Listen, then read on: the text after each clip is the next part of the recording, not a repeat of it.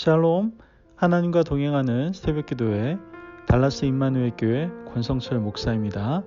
오늘도 하나님과 동행하며 풍성함을 누리시는 저와 여러분 되시길 주님의 이름으로 축복합니다. 오늘 말씀은 전도서 6장 1절에서 6절까지의 말씀입니다. 내가 해 아래에서 한 가지 불행한 일이 있는 것을 보았나니 이는 사람의 마음을 무겁게 하는 것이라.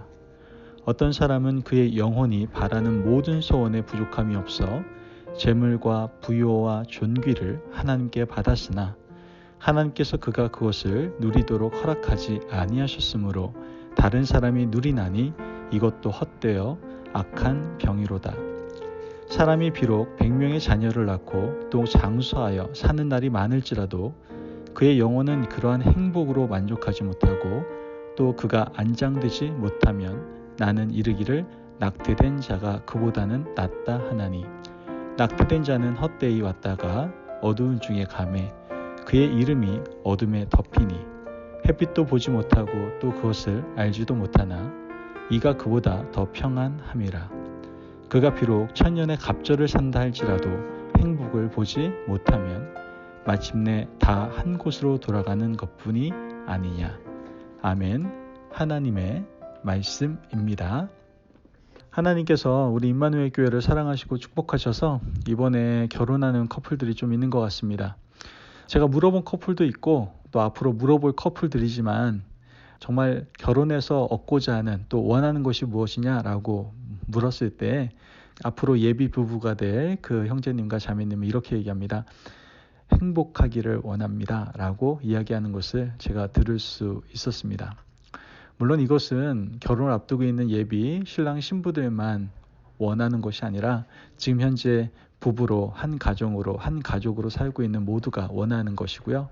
또한 궁극적으로 우리 개인의 삶 가운데서도 이 모든 것을 원하고 있죠. 행복. 누구나 다 이 행복을 추구하는 삶을 살고 싶을 겁니다. 행복하기를 원치 않는 사람 아무도 없죠. 그런데 여기서 더 깊이 들여다보면요. 사람들은 다 행복 원한다니까요. 그 행복을 위해서 뭐에 집중하는 것 같아요? 바로 소유에 집중하는 것을 우리는 보게 됩니다. 물질을 벌어야 행복하고 출세하면 행복하고 건강하고 오래 살면 행복할 수 있다라고 생각한다는 것이죠. 대부분의 사람들은 이런 종류의 행복을 추구하고 이것을 행복이라고 생각하며 살아갑니다. 그런데 철학자들은 다른 시각으로 또 행복을 바라보는 것을 우리는 보게 되는데요. 개인적인 차원의 행복에 머물러 있는 것이 아니라 바로 확장되어져야 된다고 얘기합니다. 이 아리스토텔레스와 같은 철학자들은요. 행복이 개인의 차원에 머물러서는 안 되고 가정과 사회 그리고 더 나아가 국가로 옮겨져 가야 된다라고 말을 했죠. 개인의 행복만 추구하다가 가정이 불행해지거나 사회가 어려움을 겪거나 국가가 사라져버린다면 개인의 행복은 사실 아무런 의미가 없다라는 것이죠. 어떻게 보면 철학자들의 이러한 시각은 개인의 행복만 추구하는 시각보다는 좀 더 확장되고 진보된 시각이다라고 생각할 수 있을 겁니다. 하지만 철학자들의 이런 행복론에도 문제가 있어요. 왜냐하면 시대의 한계에 매여 있기 때문에 그렇죠. 복잡하게 얽혀있는 현대사회 시각에서 보면 공동체적 행복만을 추구하는 것도 완전한 답이 될 수는 없다라는 것이죠. 그렇다면 개인과 시대의 차원을 벗어나 변하지 않는 그런 행복은 여러분 존재하지 않는 것일까요? 그렇지 않습니다. 그 진리가 바로 이 말씀, 이 성경에 기록되어 있는 것이죠. 오늘 우리가 읽은 전도서 말씀에서 솔로몬은요, 행복이 어떤 것인지를 자세하게 밝혀주고 있습니다. 솔로몬이 말하는 행복의 방법은 다른 사람들과는 좀 달리 독특하게 접근하는 것을 보게 되는데요. 말씀을 보니까 불행을 먼저 말하는 걸 보게 됩니다. 이렇게 살면 불행하다라는 것이죠. 그러므로 불행을 제거하면 우리는 행복한 삶을 살 수 있을 것이다라고 솔로몬이 이야기해주고 있는 겁니다. 이 솔로몬이 말하는 불행은 어떤 것인지 그리고 우리는 불행을 어떻게 제거해야 행복한 인생을 살 수 있는지 한번 우리 함께 살펴보도록 하겠습니다. 전도서 6장 1절 말씀을 보면 내가 해 아래에서 한 가지 불행한 일이 있는 것을 보았나니 이는 사람의 마음을 무겁게 하는 것이라. 아멘. 지금 말씀에서 해 아래에서 불행한 일이 있는데 이것은 사람의 마음을 무겁게 하는 것이라고 말을 하죠. 솔로몬이 지금 말하고자 하는 것은요, 우리 인생을 불행하게 만드는 요인이 있는데 이것을 제거하면 우리는 행복한 삶을 살 수 있다라고 이야기해 주는 것이죠. 2절 말씀을 보면 어떤 사람은 그의 영혼이 바라는 모든 소원에 부족함이 없어 재물과 부요와 존귀를 하나님께 받았으나 하나님께서 그가 그것을 누리도록 허락하지 아니하셨으므로 다른 사람이 누리나니 이것도 헛되어 악한 병이로다. 아멘. 어떤 사람이 재물과 부요와 존귀함을 받았어요. 부자가 되었고 많은 사람들이 그의 부유함을 존중하고 부러워했다는 것이죠. 그런데 하나님이 그가 가진 부요와 재물과 존귀를 누리도록 어떻게 허락하지 않으셨다라는 거예요. 어제도 한번 같이 언급했던 본문 말씀인데요. 예수님께서 말씀하셨던 그 누가복음 말씀 기억하시죠? 어리석은 부자 이야기 말이죠. 이 어리석은 부자는 부유함을 가졌습니다. 농사를 지어서 곡식을 많이 거두었죠. 얼마나 많이 거두었든지 곡간을 헐고 다시 큰 곡간을 짓는 것을 보게 됩니다. 그런데 하나님께서 그 가운데 말씀하시지 않습니까? 오늘 밤 내가 너의 영혼을 취할 것인데 그러면 이 모든 것이 누구의 것이 되겠느냐?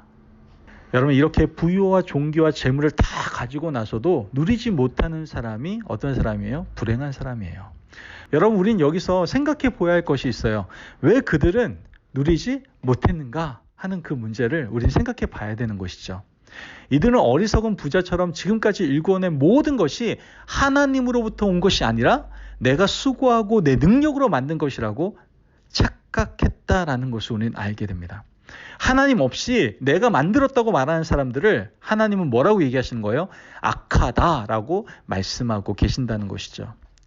참으로 어리석은 사람, 불행한 사람은 창조주신 하나님, 건강과 물질과 내가 누리는 모든 것을 주시는 그 하나님의 존재를 기억하지 못하는 사람은 정말 어리석은 사람입니다. 너무나도 불행한 사람이에요. 하나님은 그러한 사람들을 두고 보시다가 뼈 빠지게 수고하고 이제는 누리려고 할 때 그 영혼을 취하셔서 모든 사람에게 하나님의 존재를 기억하게 하신다라는 거예요. 그러므로 우리가 정말 행복한 사람이 되기 위해서는요, 항상 하나님을 향하여 살아야 됩니다. 여러분, 오늘 우리에게 주신 분도 하나님이시고요. 여기까지 인도하신 분도 하나님이세요. 우리 가정이나 교회나 국가 공동체를 이끌어주시는 분도 하나님이심을 우리는 언제나 고백하고 기억하는 존재가 되어야 된다는 것이죠. 그렇다면 우리 인생은 불행의 큰 요인을 제거하고 행복한 사람으로 살 수가 있게 된다라는 거예요. 오늘 3절 말씀을 보면 사람이 비록 100명의 자녀를 낳고 또 장수하여 사는 날이 많을지라도 그의 영혼은 그러한 행복으로 만족하지 못하고 또 그가 안장되지 못하면 나는 이르기를 낙퇴된 자가 그보다는 낫다 하나니. 아멘. 여러분, 지금 말하는 이 사람은 어떤 사람입니까? 자녀를 100명이나 낳았어요. 자손의 복을 받았어요. 사는 날이 많았습니다. 건강의 복도 받고 장수의 복도 받았다는 거예요. 하나님께서 이러한 많은 복을 주셨는데 지금 이 사람은 만족하지 못하고 있더라는 거예요. 이러한 사람은 불행하다라는 것이죠.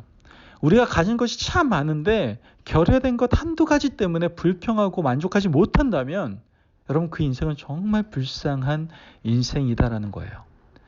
여러분, 이런 불쌍한 인생을 사탄이 가만히 두고 보겠습니까? 두고 보지 않습니다. 여러분, 생각해 보세요. 사탄이 에덴에서 하와에게 어떤 틈을 비집고 들어왔지 않습니까? 우리가 잘 알다시피 하나님께서 에덴에서 금하신 것은요, 선악을 알게 하는 나무 그 한 가지 열매밖에 없었어요. 나머지는 다 허락하셨다고요. 그런데 사탄은 그 틈을 비집고 들어오잖아요. 하나님이 참으로 너희더러 이 모든 것을 먹지 말라더냐? 하와가 생각해보니까 한 가지 금하신 그것이 너무나 갖고 싶었던 거예요. 이 하와는 그만 뱀의 꿰매 넘어지고 말게 되죠. 즉, 불평과 원망이 있으면 사탄은 가만히 두고 보지 않아요. 반드시 타고 들어옵니다. 그래서 불평과 원망은 결국 하나님을 떠나는 시작이 된다라는 것을 우린 기억해야 된다라는 거예요. 그러므로 우리가 진실로 하나님을 바라고 하나님 앞에 살기 원하는 행복한 인생이 되기를 원하신다면 우리 인생 가운데 불평과 원망의 근원을 제거해야 될 줄을 믿습니다. 아멘. 그렇게 하지 않으면 갑자기 복을 받아도요, 우리는 여전히 부족하다라고 여긴다라는 것이죠. 계속해서 7절 말씀을 보면 사람의 수고는 다 자기의 입을 위함이나 그 식욕은 채울 수 없느니라. 아멘. 여기서는 식욕이라고 표현하고 있지만요, 하나님이 모든 것을 채워주셔도 우리는 그것으로 만족할 수 없는 인생을 이 말씀에서는 표현하고 있는 것이죠. 12절 말씀을 보면 헛된 생명의 모든 날을 그림자같이 보내는 일평생의 사람에게 무엇이 낙인지를 누가 알며 그 후에 해 아래에서 무슨 일이 있을 것을 누가 능히 그에게 고하리요. 아멘. 여러분, 말씀에서는 이런 사람들은 헛된 생명의 모든 날을 그림자같이 보낸다라고 이야기하고 있다라는 것이죠. 그림자가 이름이 있어요? 없잖아요. 그림자 만질 수 있습니까? 그림자가 실체가 있습니까? 아무것도 없어요. 하나님은 만족하지 못하는 인생을 그림자 같다라고 말씀하시는 거예요. 어리석은 부자같이 내가 잘나서 내 능력으로 인생을 이루었다라고 생각하는 그러한 사람들을 하나님은 그림자같이 여기신다라고 말씀하고 계신다라는 것이죠. 여러분, 하루를 살다가 죽어도 좀 하나님 앞에서 인정받는 인생이 되어야 되지 않겠습니까? 길게 사는 것만으로는 아무런 의미가 없어요. 100년, 200년을 살아도 하나님이 그림자같이 여기시면 여러분, 우리는 천국에 들어가지 못합니다. 이 땅에서 남들이 볼 때는 좀 비루한 인생을 살아도요, 하나님으로 만족하고 하나님께서 우리에게 주신 모든 것에 감사와 영광을 돌릴 수 있는 그러한 사람들은 하나님이 이름도 불러주시고 그 존재도 인정해 주신다라는 것이죠. 믿으십니까? 아멘. 여러분, 그러므로 오늘 우리 인생이 그림자 같은 인생이 되지 마시고요, 늘 하나님께 인정받는 복된 하루를 살아감으로 행복한 인생을 살아가시는 저와 여러분들 되시길 주님의 이름으로 축복합니다. 아멘. 기도하겠습니다. 사랑이 많으신 아버지 하나님, 감사합니다. 오늘도 우리에게 귀한 말씀을 허락하여 주시고 우리가 어떻게 행복한 삶을 살 수 있는지를 깨닫게 해주시니 감사를 드립니다. 하나님, 모든 것이 하나님으로부터 왔음을 인정합니다. 우리가 주신 것에 대해서 불평과 원망하는 것이 아니라 늘 감사하며 행복한 인생을 살아가는 우리 임마누엘 가족 될 수 있도록 축복하여 주옵소서. 감사하며 예수님의 이름으로 기도합니다. 아멘. 오늘도 하나님과 동행하며 풍성함을 누리시는 저와 여러분 되시길 주님의 이름으로 축복합니다. 여러분, 행복한 인생이 되십시오. 그러기 위해선 모든 것이 하나님으로부터 왔음을 인정하시길 바라요. 그리고 주신 것에 대해서 자꾸만 결여된 것에 대해서 불평하고 원망하지 마시고 주신 것에 대해서 만족하시고 늘 기쁨과 감사로 하나님께 영광 돌릴 때 우리가 진정 행복한 삶을 살 수 있다는 것을 늘 기억하시고 누리며 살아가시기를 간절히 바랍니다. 말씀 안에서 승리하십시오.